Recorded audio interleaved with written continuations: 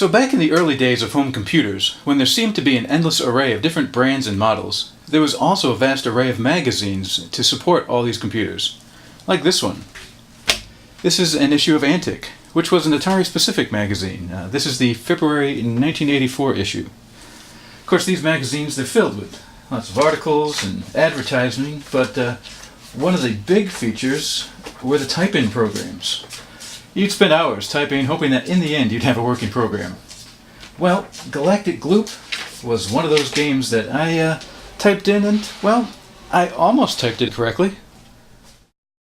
Okay, first before we load the game, we have to type this in. I don't know why, but I just do what the magazine tells me.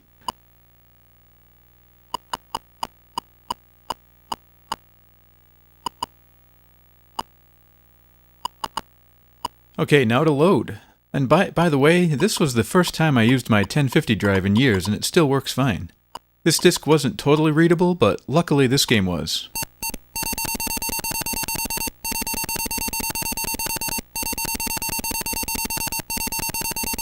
Alright, it's loaded, so let's run it. Okay, so right off the bat, it's obvious something's up. Press any key on? What's a key on? Oh, and the program author's name is completely missing too. Let's investigate this. Do do do do do do do do bum bum. List in the program. Boom boom boom boom. Do do boom boom boom. Ah, see, I made a mistake, so it would display the author's name, then put the press any key text in the same place. Well, that's where you get your key on from. I owe an apology to Guy Atchinson. Man, I owe you 2 apologies. One for messing up your program, and another for butchering your name. Oh well. Nonetheless, this is a pretty fun game, so let's see it.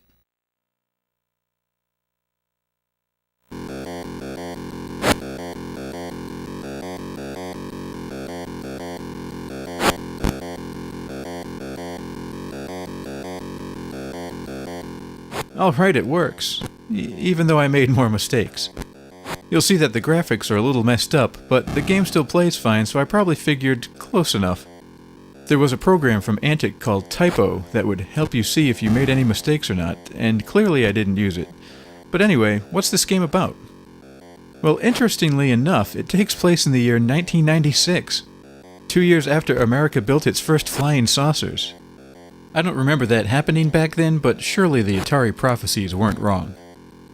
So it seems that some warriors from Cygnus X-1 have developed a weapon of slime and explosive space debris.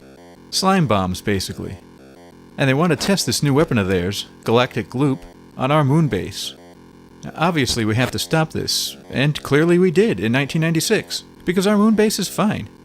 So in order to stop the slime, you have to place a space mine underneath each drop of gloop. Your flying saucer can only hold 1 mine at a time, so after placing one, you have to head back to one of the mine storage areas on either side of the screen. You just have to go in and go to either the top or bottom, and wait for a second until your ship turns blue, and then you know you've got a mine. But be careful flying in, because if you hit the walls, you lose a life. In fact, just don't run into anything at all. The game starts off easily, but, as is the way with most games I guess, slowly gets harder as more and more gloop falls from above. But it also gets more fun the busier the game becomes. Because you have to be a little careful where you place your mines. You don't want to block the openings to the mine shacks. And once the screen is filled with gloop and mines, you really have to maneuver your flying saucer carefully.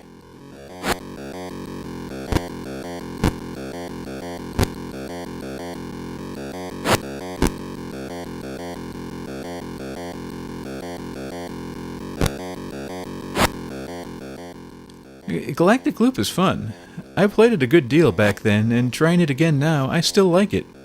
And you know, I'd totally forgotten about that incessant bass line that happens throughout the whole game. I love that. Commercial software, you know, was great, but it was pretty satisfying to spend a while typing in a ton of arcane-looking computer code, and ending up with a playable and fun game, even if you didn't type it in quite right.